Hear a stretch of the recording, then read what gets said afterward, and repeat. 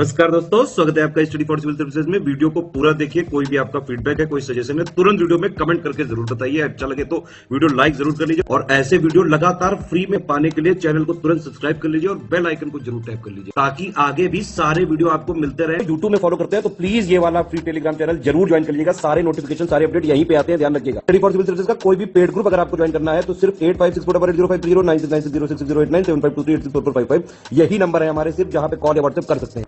Instagram पे हमारा page जरूर फॉलो कर लीजिएगा, study for civil dot services है। ट्विटर पे हमको जरूर फॉलो कर लीजिएगा, @स्टडी फॉर सिविल्स है। सारे क्वेश्चन अटेम्प्ट करिए और स्कोर अपना तुरंत कमेंट करके बताइए। तो क्वेश्चन नंबर 1 से स्टार्ट करेंगे हम यहाँ पे। पहला प्रश्न हमारा आज का है कि स्वतंत्र भारत के इतिहास में सबसे लंबा बजट भाषण देने का रिकॉर्ड किसके नाम है। ठीक है, तो 2020 में जो 2020 और 21 के फाइनेंशियल ईयर का बजट पेश किया निर्मला सीतारमण ने, तो ये वाला सबसे लॉन्गेस्ट स्पीच है बजट की, ऑलमोस्ट 2 hours 42 minutes। ठीक है, तो सी ऑप्शन इस क्वेश्चन में हमारा जो है ये करेक्ट है। अगला देखिए, केंद्रीय बजट 2022-23 में पीएम ई विद्या के साथ एक कक्षा एक टीवी चैनल कार्यक्रम का विस्तार 12 टीवी चैनलों से बढ़ाकर कितने टीवी चैनल करने की घोषणा की गई है। ठीक है, तो अभी जो हमारा लेटेस्ट बजट है इसमें पीएम ई विद्या स्कीम जो हमारी 2020 में ये लॉन्च हुई थी, इसको भी ध्यान दीजिएगा।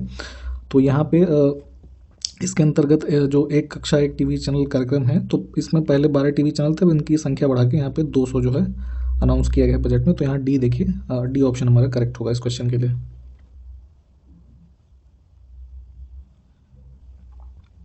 अगला देखिए, केंद्रीय बजट 2022-23 में व्यावसायिक शिक्षा को बढ़ावा देने के लिए कितने कौशल ई लैब स्थापित किए जाने की घोषणा की गई है। ठीक है, तो वोकेशनल एजुकेशन को बढ़ावा देने के लिए यहाँ पे जो ई लैब्स इस्टेब्लिश की जाएंगी ये हैं टोटल 75। ठीक है, तो सी ऑप्शन हमारा करेक्ट होगा यहाँ पे। अगला देखिए, केन बेतवा संपर्क परियोजना को कार्यान्वित करने के लिए 2022-23 में कितने करोड़ रुपए जो है आवंटित किए गए हैं बजट के अंदर। ठीक है, तो जो हमारी यमुना की दोनों ट्रिब्यूटरीज हैं केन और बेतवा, इनको जो कनेक्ट करने वाला प्रोजेक्ट है, तो यहाँ पे 1400 करोड़ रुपए इसमें जो है अलोकेट किए गए हैं। तो सी ऑप्शन हमारा करेक्ट हो जाएगा। अगला देखें कि इंटरनेशनल ईयर ऑफ मिलेट्स जो है इनमें से किस वर्ष को घोषित किया गया है। तो 2023 हमारा इसका उत्तर हो जाएगा। 2021 में यूनाइटेड नेशंस ने एक रेजोल्यूशन अपनाया था जिसमें इसको घोषित किया गया था इंटरनेशनल ईयर्स ऑफ मिलेट्स। ठीक है, और अभी जो हमारा बजट आया है इसमें भी इसकी चर्चा की गई है कि 2023 जो हमारा है this has been declared as international year of millets.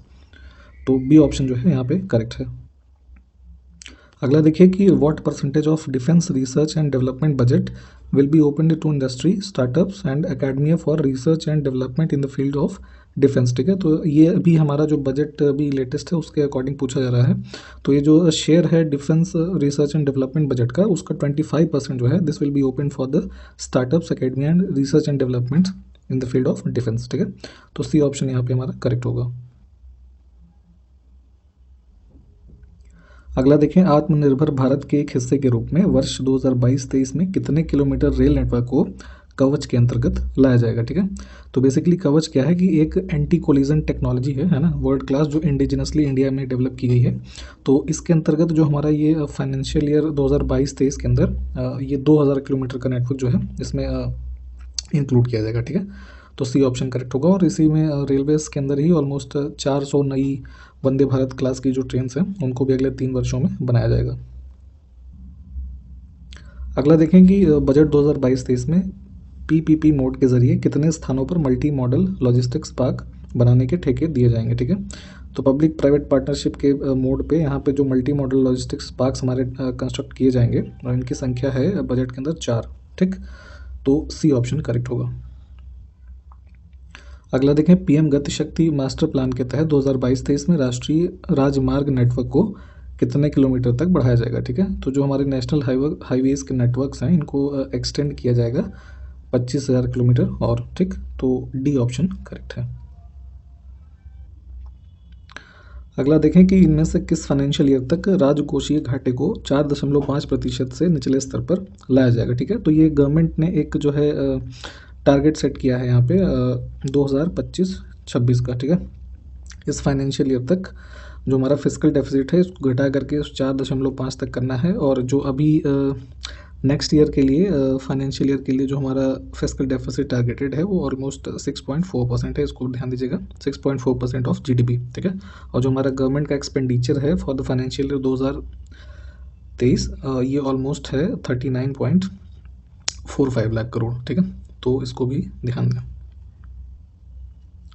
अगला देखें, वित्त वर्ष 2022-23 में राजकोषीय घाटा जीडीपी का अनुमानतः कितने प्रतिशत है, ठीक है, तो ये भी आपको बता ही दिया, ये 6.4%, ठीक है, this financial year. B option correct होगा। अगला देखें, 2022-23 में 15वें वित्त आयोग की सिफारिशों के अनुसार राज्यों को जीएसडीपी के कितने प्रतिशत तक के राजकोषीय घाटे की अनुमति होगी, जिसमें से 0.5% बिजली के क्षेत्र में सुधार से संबंधित होंगे, ठीक है। तो इसको मिला करके जो टोटल यहाँ पे जीएसडीपी के फिजिकल जो हमारा डेफिसिट है ये परसेंटेज है 4%, ठीक है, 4.0%, तो सी हमारा करेक्ट हो जाएगा आंसर। इसको यहाँ इंग्लिश में भी देख लीजिए।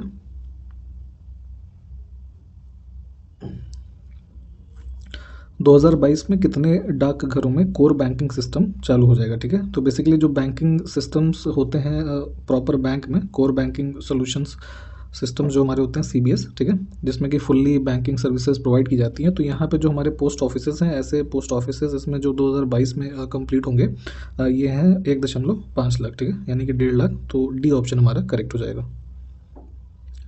अगला देखें, केंद्रीय बजट 2022-23 में अगले 3 वर्षों में बेहतर ऊर्जा दक्षता और यात्रियों को बेहतरीन यात्रा अनुभव दिलाने वाली नई पीढ़ी की कितनी वंदे भारत ट्रेनें तैयार की जाएंगी, तो ये भी आपको ऊपर बताया गया अभी 400 ट्रेनें इन 3 ईयर में जो है तैयार करने का इसमें प्लान है, तो सी ऑप्शन करेक्ट है हमारा। अगला देखें कि चालू वित्तीय वर्ष 2021 और 22 के लिए भारत की सकल घरेलू उत्पाद वृद्धि दर कितने प्रतिशत रहने का अनुमान है, ठीक है, तो जीडीपी ग्रोथ बेसिकली इस फाइनेंशियल ईयर के लिए जो एस्टिमेटेड है ये है हमारा 9.2%, ठीक है, तो डी ऑप्शन जो है ये करेक्ट है यहाँ पे। अगला देखिए कि पर्यटन मंत्रालय के स्वदेश दर्शन योजना के लिए बजट 2022-23 में अनुमानित बजट आवंटित राशि जो है वो कितनी है, ठीक है, तो ये है हमारा 1181.30 करोड़, ठीक है, तो सी ऑप्शन यहाँ पे करेक्ट होगा। और ये भी ध्यान दीजिएगा कि स्वदेश दर्शन स्कीम जो थी 2015 से स्टार्टेड है, सेंट्रल सेक्टर स्कीम है, ठीक है, जिसमें कि 100% फंडिंग जो है केंद्र सरकार की होती है। अगला देखें, पर्यटन मंत्रालय के प्रसाद योजना के लिए बजट 2022-23 में अनुमानित बजट आवंटन जो है वो पूछा जा रहा है आपसे यहाँ पे, ठीक है, तो प्रसाद स्कीम के लिए 235 करोड़ जो है ये एलोकेट किया गया है, ठीक, सी ऑप्शन करेक्ट होगा। और प्रसाद का जो फुल फॉर्म है इसको भी कभी ध्यान रखिए, पूछ लेते हैं, pilgrimage rejuvenation and spiritual augmentation drive, ठीक है, और 2014-15 के जो सेशन से ये लॉन्च है, और जितने भी मतलब कि रिलीजियस टूरिज्म है उसको प्रमोट और डेवलप करने के लिए सब में जो है चलाया जाता है, फंडिंग की जाती है यहाँ पे।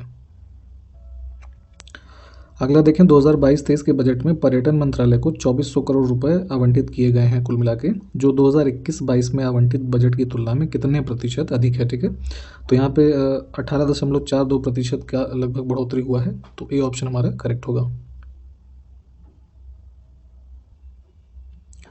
अगला देखें, भारत ने नेट ज़ीरो कार्बन उत्सर्जन का लक्ष्य कब तक रखा है, ठीक है, तो काफ़ी इंपॉर्टेंट फैक्ट है, इसको एकदम रट लीजिएगा। 2070 तक जो हमारा टारगेट है to reach net zero carbon emission country, ठीक, तो डी ऑप्शन यहाँ पे करेक्ट होगा। अगला देखें, 16वीं शिक्षा की वार्षिक रिपोर्ट ग्रामीण, ठीक है, वार्षिक स्थिति रिपोर्ट ग्रामीण 2021 किसने जारी किया था, ठीक है, तो ये बेसिकली जो हमारी annual state of rural education report आती है ना, ये एक एनजीओ है जिसका नाम है प्रथम, है ना, ये रिलीज़ करते हैं, तो ए ऑप्शन करेक्ट होगा, ध्यान दीजिएगा, बाकी ये कोई गवर्नमेंटल ऑर्गेनाइजेशन इसमें इन्वॉल्व नहीं है। अगला देखें, आर्थिक सर्वेक्षण 2021-22 की रिपोर्ट के अनुसार दिल्ली ने स्टार्टअप बिजनेस के मामले में किस शहर को पछाड़ दिया है, ठीक है, तो अभी जो इकोनॉमिक सर्वे भी हमारा आया तो उसके रिपोर्ट्स हम यहाँ देखेंगे, तो यहाँ पे जो बैंगलोर है इसको इन्होंने पीछे किया है दिल्ली ने, ऑलमोस्ट दिल्ली बैंगलोर में 4500 के आसपास जो रजिस्टर्ड 2019 से लेकर 21 तक में जो रजिस्टर्ड स्टार्टअप स्टार्ट हुए, तो वहीं उसी के कंपैरिजन में दिल्ली में मोर देन 5000 जो है वो स्टार्ट हुए, तो ए ऑप्शन यहाँ पे ध्यान दीजिएगा करेक्ट है हमारा। अगला देखिए, आर्थिक सर्वेक्षण 2021-22 की रिपोर्ट के अनुसार कितने मान्यता प्राप्त स्टार्टअप के साथ महाराष्ट्र जो है पहले स्थान पर है, तो सबसे पहले ये ध्यान दीजिए कि नंबर 1 प्लेस पे जो है स्टार्टअप्स की कैटेगरी में ये है महाराष्ट्र स्टेट, और नंबर ऑफ जो स्टार्टअप्स हैं दीज आर 11,308, तो ए ऑप्शन करेक्ट होगा। आपसे एक प्रश्न ये है कि आप हमें कॉमेंट करके बताइए कि उत्तर प्रदेश में कितने जो हमारे स्टार्टअप्स हैं ये रजिस्टर्ड हैं, ठीक है, मान्यता प्राप्त हैं।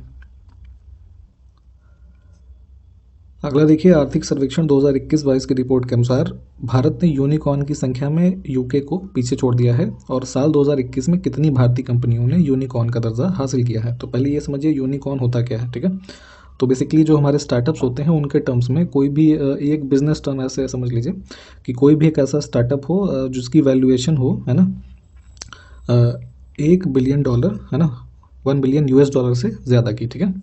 तो वो एक यूनिकॉर्न कंपनी के रूप में माना जाता है। तो यहाँ पे जो 2021 में हमारी टोटल 44 कंपनियों ने यूनिकॉर्न का दर्जा हासिल किया और अब जो है सबसे फर्स्ट प्लेस पे यहाँ पे तो वैसे यूएस है, फिर चाइना है, ठीक है। और इंडिया में जो टोटल नंबर ऑफ यूनिकॉर्न्स हो गए हैं मोर देन 80, ठीक है। तो सी ऑप्शन जो है करेक्ट होगा। अगला देखें, आर्थिक सर्वेक्षण 2021-22 की रिपोर्ट के अनुसार भारत वन क्षेत्र बढ़ाने के मामले में दुनिया में किस स्थान पर है, ठीक है। तो जो फॉरेस्ट एरिया गेन करने में ग्लोबली इंडिया की रैंक है ये है 3rd, ठीक है। और 2010 से लेके इधर 20 तक में लगभग हर साल 2,66,000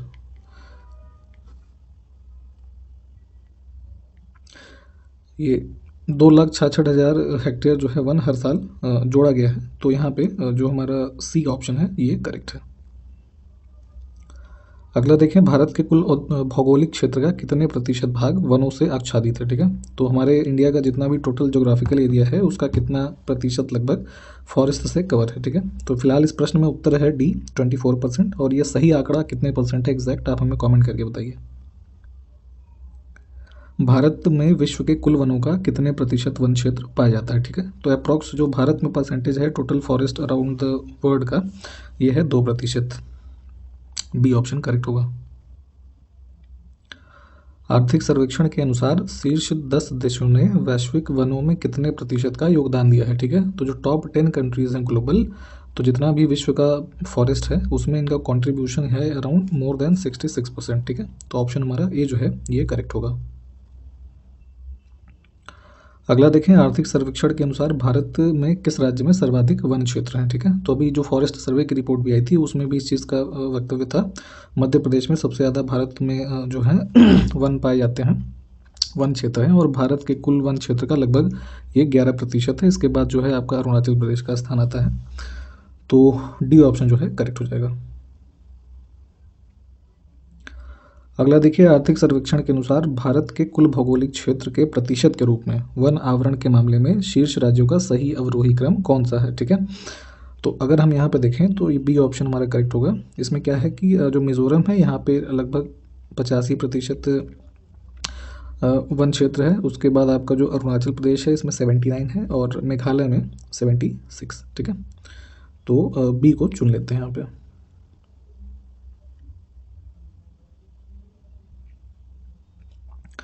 अगला देखिए, वर्ष 2011 और 2021 के बीच भारत में अत्यधिक सघन वन क्षेत्र में 20% की वृद्धि तथा खुले वन क्षेत्र में कितने प्रतिशत की वृद्धि हुई है, ठीक है।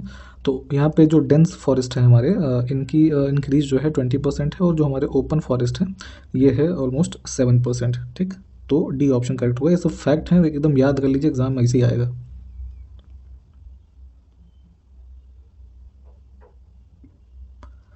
अगला देखिए, निम्नलिखित में से कौन सा सही सुमेलित नहीं है। तो यहाँ पे कुछ संविधान संशोधन है और उनसे संबंधित वर्ष लिखे हुए हैं, ठीक है। तो बाकी तो ठीक है। जो हमारा यहाँ पे बी ऑप्शन है ये सुमेलित नहीं है। ये 21st अमेंडमेंट हमारा है 1966 का, ठीक है, जिसके अंदर सिंधी को एज लैंग्वेज ऐड किया गया 8th शेड्यूल में हमारा, जिससे उस समय इसकी संख्याएँ बढ़ के टोटल हो गई थी 15।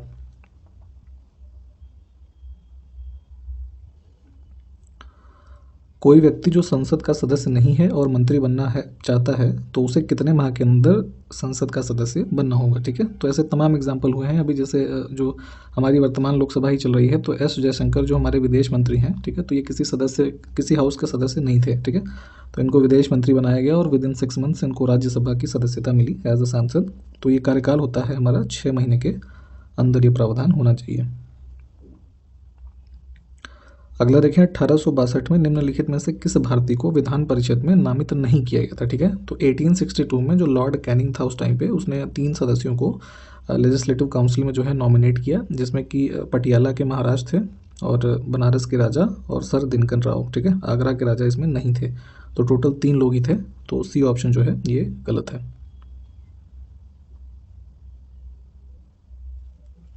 अगला देखिए, अनुच्छेद 3 के अनुसार भारत के क्षेत्र में निम्नलिखित में से क्या शामिल नहीं है, ठीक है। तो अनुच्छेद 3 के प्रावधानों में जो हमारा सी ऑप्शन है ये नहीं है, ये आर्टिकल हमारा 2 में दिया हुआ है, ठीक है। किसी नए राज्य को भारत के संघ में शामिल करने की जो शक्ति है ना, या उसको इस्टेब्लिश करने की शक्ति, ये अनुच्छेद 2 में ये प्रावधान है, ठीक। तो सी जो है ये नहीं है, इसको इंग्लिश में भी देख लीजिए। लोक लेखा समिति का गठन किस अधिनियम के अंतर्गत किया गया था? तो जो वर्तमान में आप पब्लिक अकाउंट्स कमेटी देखते हैं भारत की, ये जो गवर्नमेंट ऑफ इंडिया एक्ट आया था 1919 का, ठीक है, इसके द्वारा गठन हुआ। तो बी ऑप्शन हमारा करेक्ट होगा।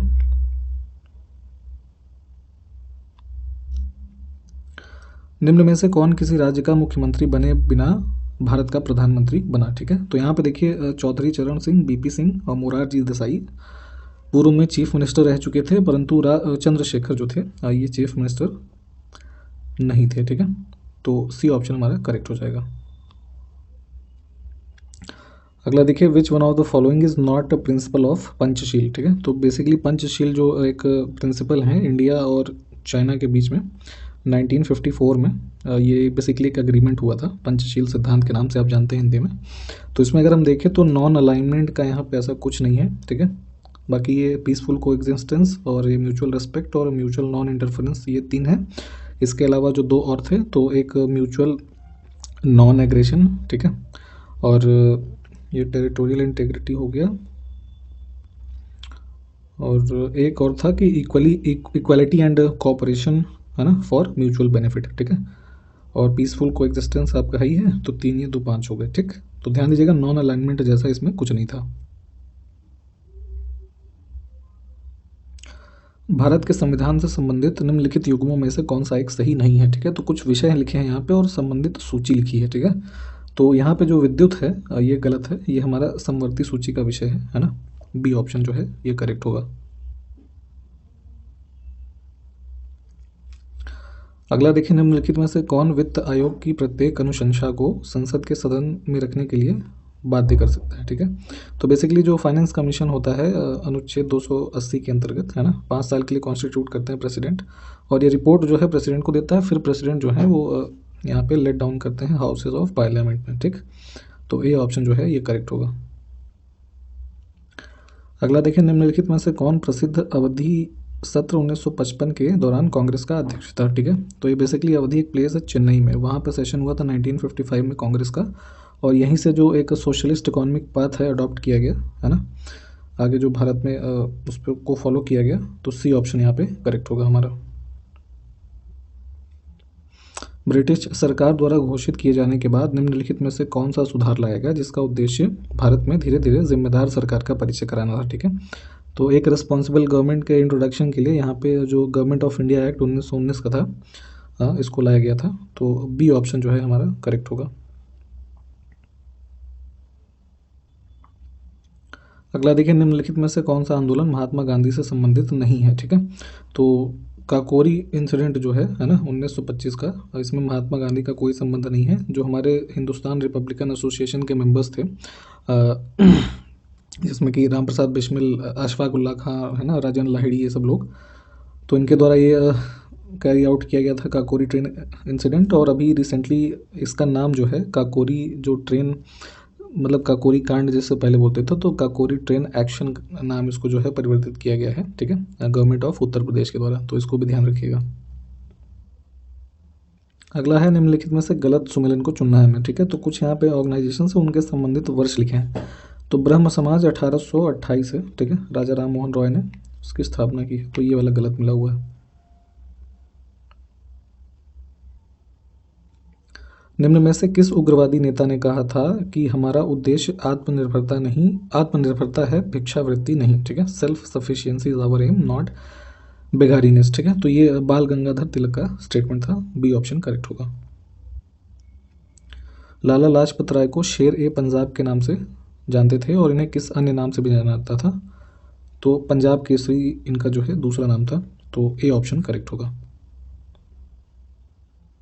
अगला देखिए, who had signed the Lucknow session in 1916 between the Muslim league and Congress, ठीक है। तो बेसिकली जो 1916 का सेशन हुआ था इंडियन नेशनल कांग्रेस का, एक ये जॉइंट सेशन था Indian national Congress and Muslim league का, जिसमें कि कांग्रेस की तरफ से बाल Gangadhar Tilak and Muslim league की तरफ से मोहम्मद अली जिन्ना जो है, इनके बीच ये एग्रीमेंट साइन हुआ, ठीक है। तो सी ऑप्शन जो हमारा है ये करेक्ट होगा। और as a result of this agreement, तो जो मुस्लिम लीग के लीडर्स थे उन्होंने वो अग्री हुए to join the Congress movement, जो कि डिमांड कर रहा था इंडियन इंडिपेंडेंस की, ठीक है। तो उसको ध्यान दीजिएगा। अगला देखिए, अध्यात्म ज्ञान के विषय में नचिकेता और यम का संवाद किस उपनिषद में प्राप्त होता है, ठीक है। तो काफ़ी फेमस भी है ये, और कठोपनिषद में यह संवाद मिलता है। तो डी ऑप्शन जो है करेक्ट हो जाएगा यहाँ से। तो आज के वीडियो में इतना ही। सारे क्वेश्चंस को आप देख लें, फिर अगले वीडियो में मिलते हैं। नमस्कार, जय हिंद।